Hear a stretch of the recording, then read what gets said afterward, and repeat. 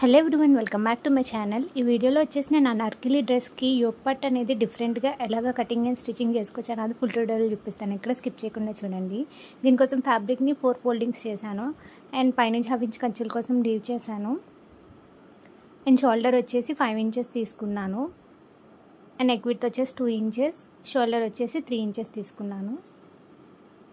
Arm down వచ్చేసి 7 inches తీసుకున్నాను. And total yoke part length వచ్చేసి 13 ఇంచెస్, 1 ఇంచ్ ఖర్చుల కోసం తీసుకొని 14 ఇంచెస్ తీసుకున్నాను. చెస్ట్ లూజ్ వచ్చేసి 7.5 అండ్ వేస్ట్ వచ్చేసి 7 ఇంచెస్ అండ్ 2 ఇంచెస్ అనేది ఖర్చుల కోసం తీసుకున్నాను. అండ్ నెక్ డీప్ వచ్చేసి 5 ఇంచెస్ తీసుకుంటున్నాను.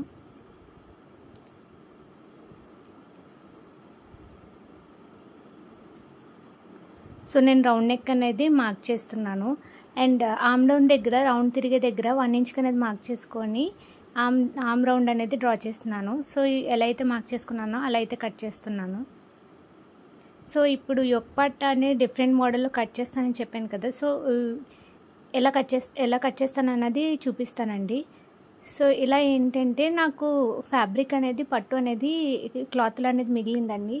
దాన్ని ఏంటంటే నేను ఇలాగా డిఫరెంట్గా డిజైన్ చేస్తున్నాను. సో ఇక్కడ మీరు క్లియర్గా అబ్జర్వ్ చేస్తే మీకు ఈ వీడియో అనేది అర్థమవుతుందండి ఎలా కటింగ్ అండ్ స్టిచ్చింగ్ చేస్తున్నాను అనేది. సో ఇక్కడ నేను బాటమ్ పార్ట్ అనేది స్టిచ్చింగ్ అనేది చూపించట్లేదండి, ఎందుకంటే మన ఛానల్లో చాలా వీడియోస్ ఉన్నాయి అనార్కలి డ్రెస్సెస్ ఎలా కటింగ్ అండ్ స్టిచ్చింగ్ చేసుకోవచ్చు అన్నది. ఒకవేళ మీకు ఇంట్రెస్ట్ ఉంటే ఛానల్లో చెక్ చేయండి.